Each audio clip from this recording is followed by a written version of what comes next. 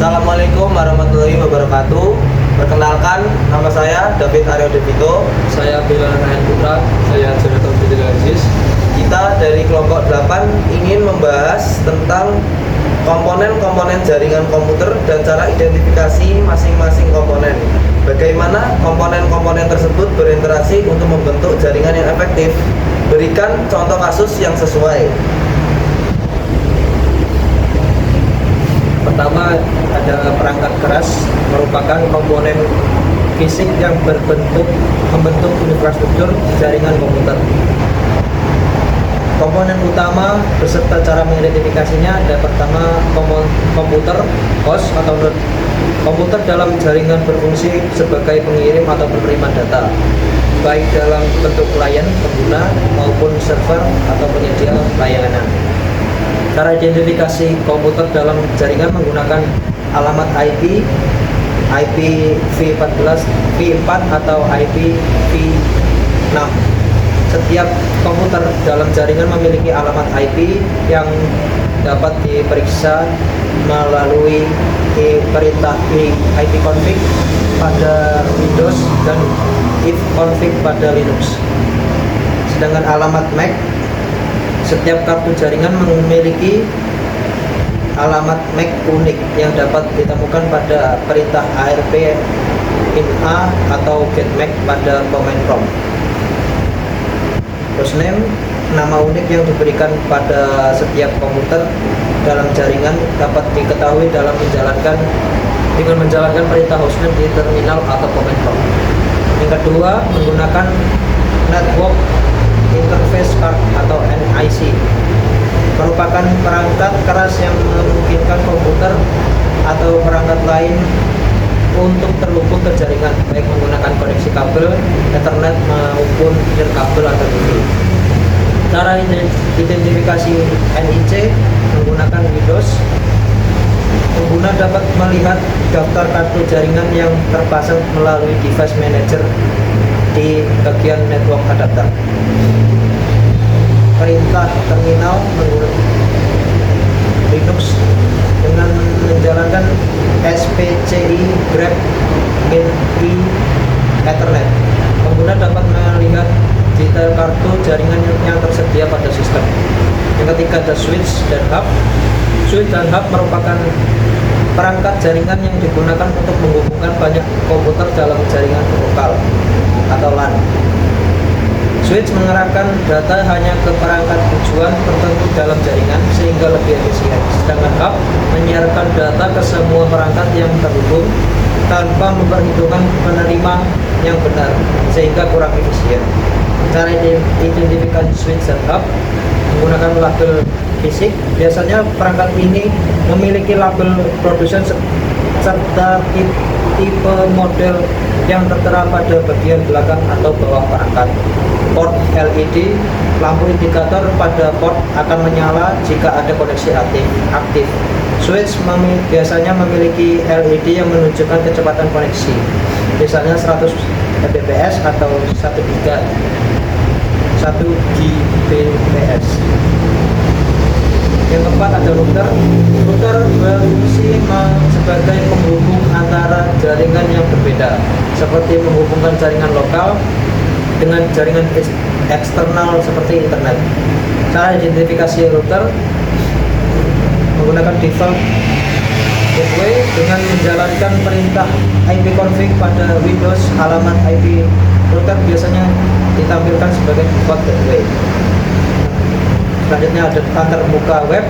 Sebagian besar router dapat diakses melalui browser dengan mengetikkan alamat IP default seperti 192.168.1.1 atau 192.168.0.1, lalu masuk dengan kredensial admin. Yang kelima ada kabel dan media nirkabel. Media transmisi merupakan komponen penting dalam jaringan yang berfungsi sebagai saluran untuk mengirimkan data antar perangkat. Kabel yang digunakan ada kabel UTP atau STP, digunakan untuk jaringan Ethernet, memiliki konektor RJ45 yang dapat diperiksa secara fisik. Selanjutnya ada fiber optik menggunakan serat kaca atau plastik untuk mentransmisikan data dengan kecepatan tinggi dan jarak yang lebih jauh dibandingkan kabel terbatas. Selanjutnya ada Wi-Fi atau kabel menggunakan gelombang radio untuk mentransmisikan data tanpa kabel. Cara identifikasi media jaringan.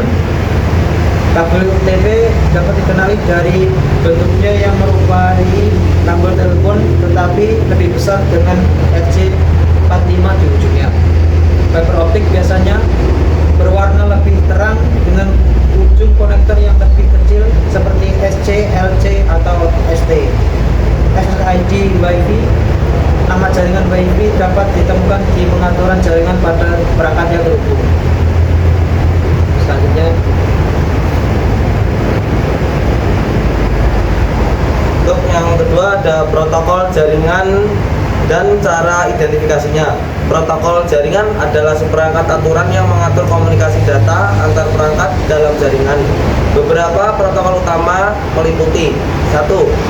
TCP atau IP atau Transmission Control Protocol atau Internet Protocol. Protokol dasar yang digunakan dalam komunikasi internet mengatur bagaimana data dikemas, dikirim, dan diterima. Cara identifikasi, periksa koneksi jaringan dengan perintah ping atau alamat IP untuk menguji komunikasi antar perangkat. Gunakan NetStat-an untuk melihat koneksi aktif pada jaringan. Untuk yang kedua ada DNS atau Domain Name System. Berfungsi untuk menerjemahkan nama domain seperti google.com menjadi alamat IP yang dapat dikenali oleh komputer.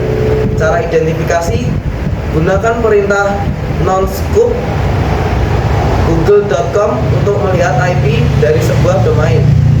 Periksa pengaturan DNS dengan IP config atau AL pada Windows. Yang ketiga ada DHCP atau Dynamic Host Configuration Protocol. Protokol yang secara otomatis memberikan alamat IP ke perangkat dalam jaringan. Cara identifikasi, jalankan IP konflik atau AL untuk melihat apakah komputer mendapatkan IP dari DHCP atau dikonfigurasi secara statis. Gunakan DH client pada Linux untuk meminta alamat IP dari server DHCP. Selanjutnya, contoh kasusnya, implementasi jaringan komputer dalam kampus. Latar belakangnya adalah sebuah kampus dengan ribuan mahasiswa dan staf. Akademik ingin melakukan efisiensi sistem jaringan guna mendukung pembelajaran, administrasi, dan riset. Kampus ini terdiri dari berbagai gedung, termasuk kelas, lab komputer, perpustakaan, dan kantor administrasi, yang semuanya membutuhkan jaringan yang ada. Kebutuhan jaringan agar jaringan berjalan optimal, kampus memerlukan beberapa aspek berikut. Pertama, koneksi internet yang stabil. Dua, sistem keamanan jaringan. Ketiga, alokasi IP otomatis melalui DHCP. Yang keempat, ada server internal kampus. Dan yang terakhir, ada jaringan lokal atau LAN. Tiga, komponen jaringan dan identifikasinya. Komputer, bus atau node digunakan untuk mengakses materi pembelajaran dan layanan kampus. Setiap komputer memiliki alamat IP unik yang dapat dicek dengan perintah ipconfig atau al Windows atau ifconfig di Linux. Yang kedua, Network Interface Card atau NIC memungkinkan komputer berhubung ke jaringan melalui kabel atau internet atau Wi-Fi. Biasanya diidentifikasi melalui device manager di Windows atau perintah ISTCI, grep, MIDI, Ethernet di Linux. Switch dan hub. Switch digunakan untuk menghubungkan komputer di laboratorium untuk mempercepat dan mengefisiensikan transfer data. Dapat diidentifikasi dengan melihat lampu indikator pada port yang aktif. Selanjutnya ada router, menghubungkan jaringan kampus dengan internet. Default gateway biasanya diperiksa dengan ifconfig atau melalui antarmuka web router dengan IP seperti 192.168 dan 1.1. Yang terakhir, media koneksi kabel dan Wi-Fi. Kabel UTP atau STB digunakan untuk koneksi stabil di laboratorium. Sedangkan Wi-Fi tersedia di perpustakaan dan ruang kelas. SSID Wi-Fi dapat ditemukan pengaturan jaringan perangkat. Yang keempat, protokol jaringan TCP atau IP. Protokol utama untuk komunikasi data dalam jaringan kampus. Koneksi dapat diuji dengan perintah ping. Yang kedua, DNS DNS domain dan sistem, memungkinkan akses situs kampus, misalnya elearningcampus.ac.id dengan menerjemahkan nama domain ke alamat IP. Selanjutnya ada DHCP, Dynamic Host Configuration Protocol, mengalokasikan IP secara otomatis ke perangkat yang berhubung, bisa diperiksa dengan bitconfig atau alt. Yang kelima, cara kerja jaringan kampus. Yang pertama, mahasiswa menghubungkan laptop mereka ke wifi kampus dan DHCP secara otomatis memberikan alamat IP. Yang kedua, saat mengakses situs e-learning kampus, DNS menerjemahkan nama domain menjadi alamat IP server. Yang ketiga, dosen di laboratorium menggunakan switch untuk memastikan komputer mendapatkan koneksi stabil saat mengakses materi ajar dari server kampus. Yang keempat, mahasiswa dapat mencetak dokumen dengan mengirim file ke printer jaringan melalui LAN. Yang kelima, seluruh data yang dikirim dan diterima dilindungi oleh firewall guna mencegah akses tidak sah dan serangan cyber. Kesimpulannya adalah jaringan komputer di kampus sangat penting untuk mendukung kegiatan akademik dan administrasi.